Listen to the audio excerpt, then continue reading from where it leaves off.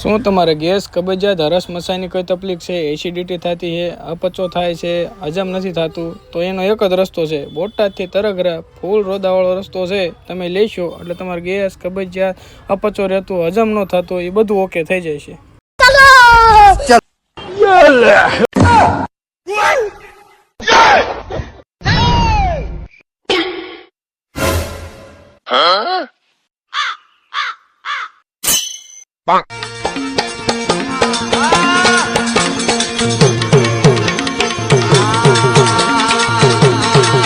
તારા તમને ઓળખાવી